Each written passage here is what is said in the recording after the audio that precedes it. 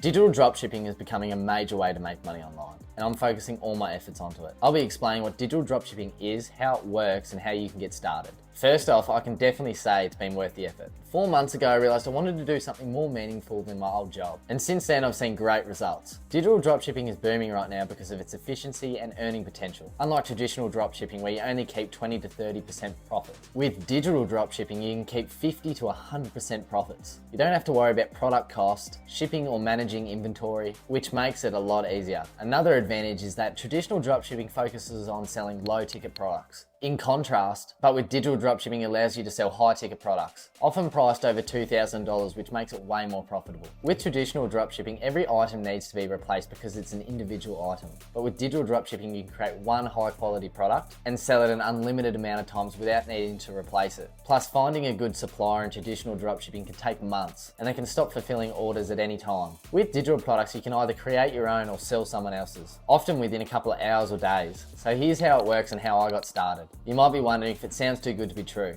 I know I felt the same way before I took that leap. Just 3 months ago, I was working as a FIFO worker in Australia doing long hours and realised I needed a change. So I began learning how to make money online. Fast forward to now, I'm making a full-time income online with commissions like this from only about 45 minutes work. But I'm not the only one that's having success with this. This is Asher, an ex-FIFO worker that now makes over $10,000 a week. And Nelson, a young warehouse worker that's just hit his first 20K month. Or Fletch, who made $5,000 in 1 week. Or T, who made $10,000 in 1 week within his first 2 months. I'm showing you these guys to prove that the same formula works for many different people. Right, let's break it down and show you how you can join us on this journey to making money online. The first step is always going to be choose your niche. But before you go do that, it's important to point out this is often overlooked. There are 4 main niches to focus on within digital dropshipping: health, wealth, happiness, and relationships. When choosing a niche, remember to pick one where your ideal customer has a problem or pain. People buy solutions to their problems, so aim to address their pain points. You might be thinking, how can I sell something for $2,000? Who's going to buy that? The truth is, people have been doing this for years and they're going to continue to keep doing it because your income is based on how big of a problem you're actually solving.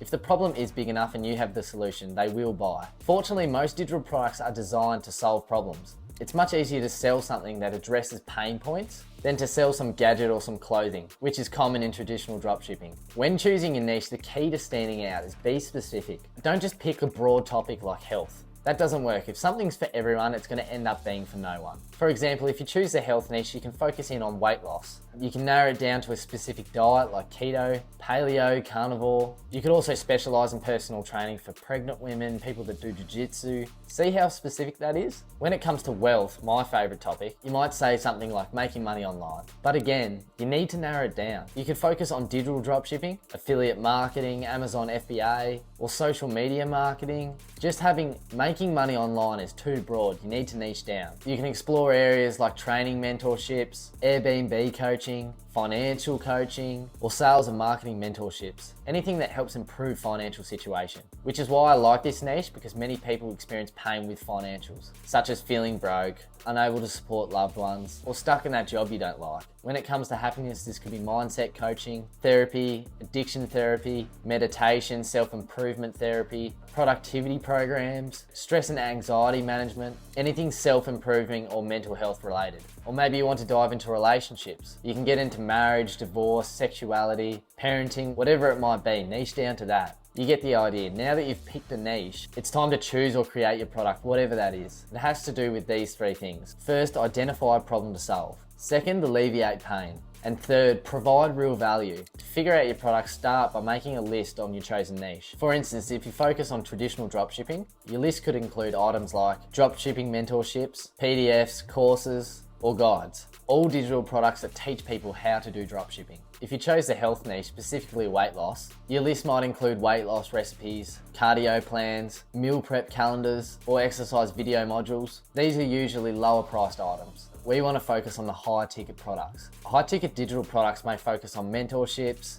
coaching sessions, training programs, and consultations. There are apps and websites you can use to create guides, PDFs and courses. Later when I discuss marketing strategies, you'll learn how to attract leads towards your page to make sales. However, I don't think this is the best approach. The reason I say that is because many young people on social media are promoting fake luxury while selling courses and guides that have misleading information or no real value. Unfortunately, a lot of these online courses contain information you can just find on the internet for free or are filled with inaccurate content. It can be tough to tell who's genuine and who isn't. What I did is I just found a digital product that I wanted for myself and invested in it. This way I knew it worked and provided value. If it solved my problem, I knew it was worth it. That way, if there's others facing a similar problem to what I was, I knew it would fix it. Now we're going to talk about avatars. This applies to any business model. You need to identify your target audience or avatar. Everything on marketing will be based off this clear vision of what your avatar is. They could be a 9-to-5 worker, a tradesman, students, stay-at-home parents or business owners. Once you do choose one, get more specific, like the type of job, their age range. It's important to pick an avatar that has pain points. For example, I used to work in FIFO, so I can relate to tradies and their pain of having sore bodies, feeling like they're not getting anywhere, missing out on time with their families, understand what it's like to be an apprentice living paycheck to paycheck, and deal with the financial struggles of that job. This experience allows me to create content targeting that audience. Since I know how it feels and I have my own reasons of changing my life, because remember, when you communicate with your avatar, you want to address a group of people that are going to resonate with what you're selling. So if you're in the high ticket space and your product's over $2,000, you don't want to be targeting someone that's financially unqualified. For example, people that are unemployed, uni students, teens, because they won't be able to afford the product. But if you post content about being a tradie or being in FIFO, you're going to attract tradies. And with tradies, they're all financially qualified and they have good pain points. Your target audience is going to be very important, because how are you going to communicate what you're selling if you don't even know who you're selling to? Now, whenever you source this product, I think it's very important that you actually invest in it as well, so that you know yourself that the product actually works and alleviates that pain, so you actually have credibility talking about it. What you can do is go on Etsy or Fiverr and search up PLR or MRR. PLR is private label rights and MRR is just master resale rights. Out of those two, I'd probably pick PLR, just because you can actually edit and modify it and make it your own,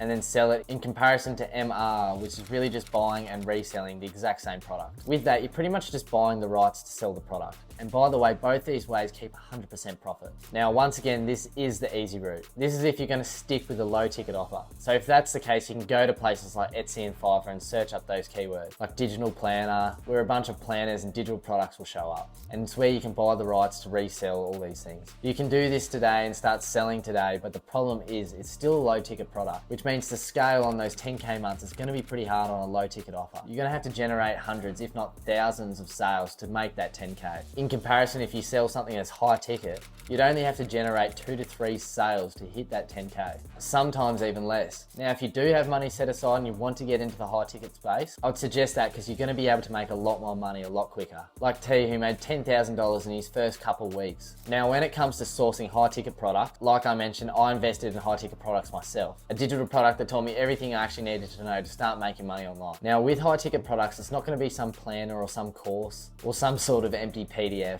There is so much coaching and mentorship and training and accountability and feedback you get from a high ticket product, where when you get a high ticket product and you get so much value out of it and you actually get the results yourself from that high ticket product, you're able to sell it to other people with conviction that it actually works. You'll actually get to the point where you get so much value out of it, you can sell it just based off your results and your own experience with the digital product. Now, the next part would be marketing your product. All these steps are crucial to start seeing results, but if you don't have an audience to sell to, you're not going to make any money. Now, don't get caught up in the name of your brand, your logo, the color. You need to be focusing on tasks that are going to push the needle forward, like actually getting started, getting that product, learning and implementing, actually marketing, so you can generate leads and get better as you go. If you're starting this on your own, no help, no experience, just freeballing this off YouTube knowledge, then most likely you're not going to be the best to start with. I say it time and time again, most people want to have the perfect videos in the beginning, have the perfect production, have the perfect setup, and in reality, the people that see the most results are the ones that just take action. So once you actually get started and get your foot in the door, you can sit there and realize, you know what?